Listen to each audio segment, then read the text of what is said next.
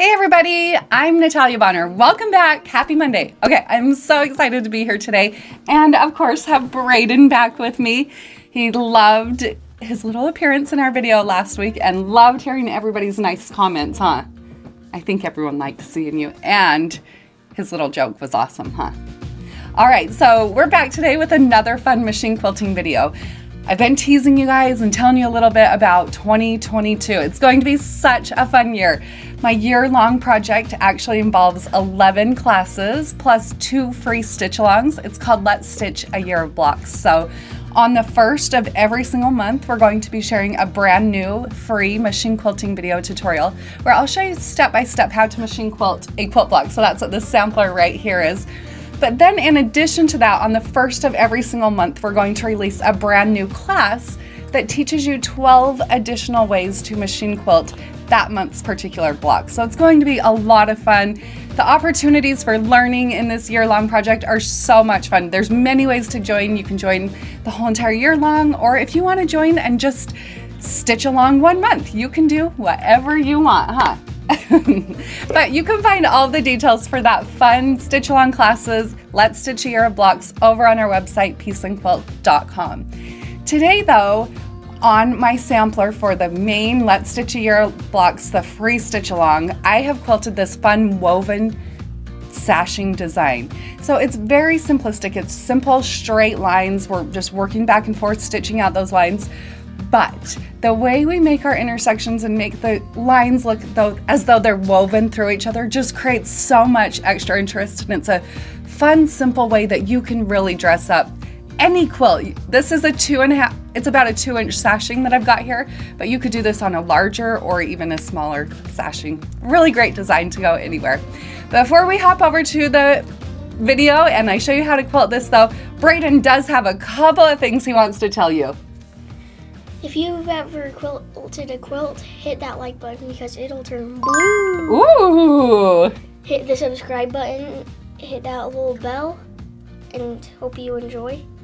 Should they stay tuned to the end? Because you're going to be back, right? Uh-huh. Okay, stay tuned all the way to the end of the video because Braden's going to be back with a special little treat you probably won't want to miss. And don't skip to the end. All right, let's get stitching.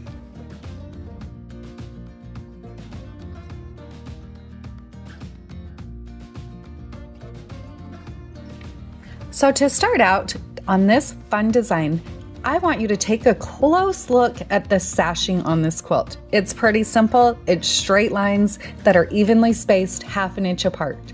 I love machine quilting straight lines like this. I love the look that they give a quilt. But what I really want you to look at here is how I've made those straight lines look like they are woven over each other. So look really closely. Right there, right above the churn dash block, you'll see that towards the top of it, it looks like my straight lines are crossing right over. But if you look towards the right side of that block, it looks like that same row of straight lines is crossing under. I love doing this on a quilt. So to start out with, I'll lay the quilt out and I am going to mark using a blue Marked Be Gone marker, straight lines, showing myself, giving myself reference points as to how I'm going to make this border design look woven. To do that, I simply mark straight lines, alternating directions on every other section. After I have those lines all marked out, I'll load my quilt onto my machine and I'm ready to get started. Now I do all of my quilting on a Gamma 22-inch machine. Because I am working on a long arm machine, I like to start on the left side of the quilt and start as far down as my throat space will allow me and work left to right across my quilt. So what you can see here is I'm working on the first sashing that's between my first 2 blocks. Looking far in the distance behind the camera is where my body is. So I'm holding the ruler as close to my body. That's how I feel most comfortable, holding the ruler on the side close to my body. That's why I'll start closest to my body and push the ruler away.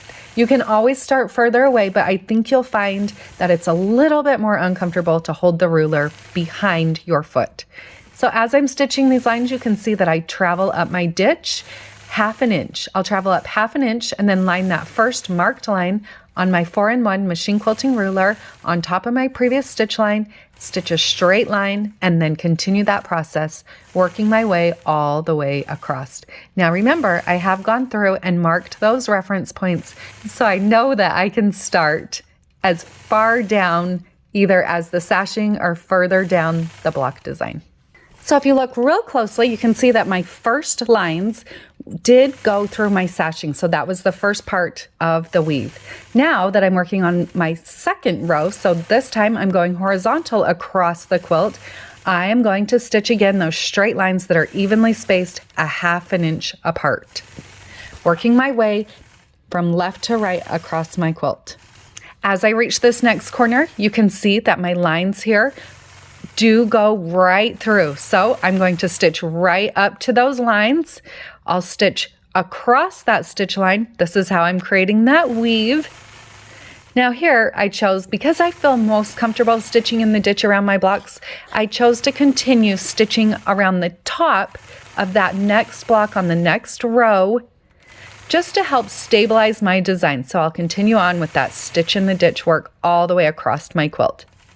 I am quilting this quilt here sideways. I have it loaded on my long arm sideways so that I can quilt more of the border designs, the sashing designs, and the blocks with each pass. Because I did choose to stitch in the ditch along the top of each of those blocks, I'll stitch all the way across to the right side, then I'll cut my threads and come back to that point on the left where I had stopped my stitching. All right, from there, now I'm going to continue on with those straight lines. You'll see here as I quilt those straight lines, when I come to the end of this snowball block, I will just continue stitching right through my sashing. This time, I want this row of stitches to look like it crosses right over the row that's intersecting it.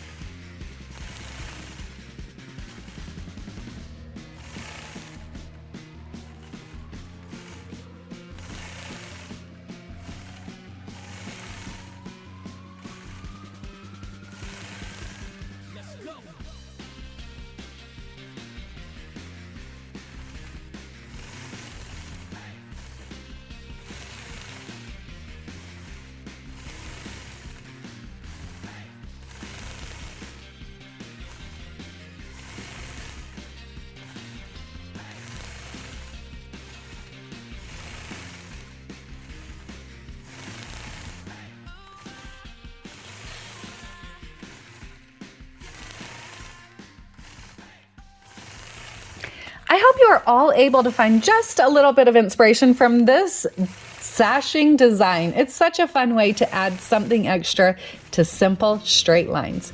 If you haven't yet, make sure you do check out my brand new online classes and stitch alongs all through 2022. Let's stitch a year of quilt blocks. We've got 11 new classes and 2 free stitch alongs. Find all the details for these over on our website, peaceandquilt.com.